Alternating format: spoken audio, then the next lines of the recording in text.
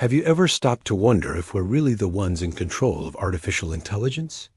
We hear all the time about how we're training these complex algorithms, feeding them massive amounts of data to make them smarter, faster, and more capable. But what if the opposite is also true?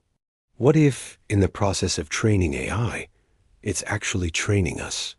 Think about your daily life. When you get in your car, do you automatically follow the route suggested by your GPS, even if you know a different way? It's just easier, right? The algorithm has learned the fastest route based on real-time traffic, and over time, we've learned to trust it completely. We've been trained to cede our own navigational judgment to a machine. Or consider your social media feeds.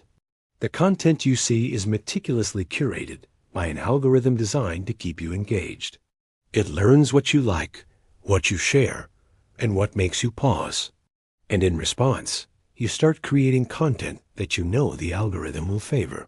You use certain keywords, follow specific trends, and post at optimal times.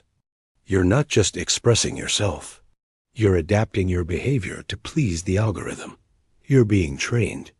It's the same with online shopping. Recommendation engines don't just show you things you might like. They shape your tastes. You see a certain style of clothing pop up again and again, and soon enough, you start to like it. You're presented with products that complement your past purchases, nudging you into a predictable consumer pattern. The AI isn't just a salesperson. It's a trendsetter, and we're its most devoted followers. This isn't some sci-fi plot.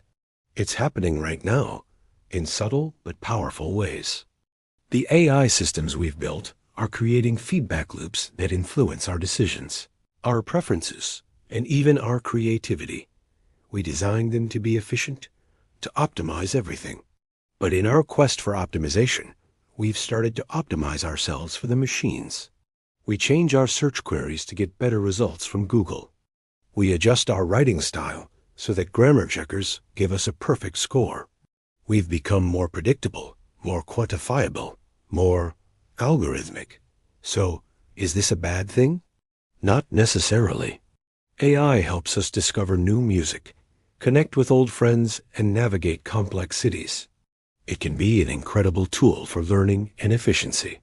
But it's crucial that we stay aware of this dynamic.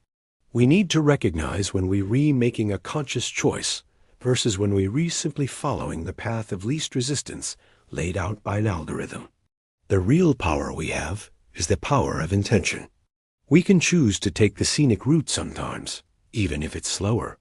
We can consciously decide to read an article that challenges our views, even if the algorithm tries to keep us in our comfortable bubble.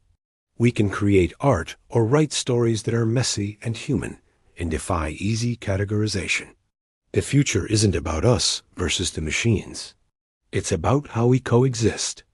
As we continue to build and train these powerful AI systems, we have to remember to train ourselves too.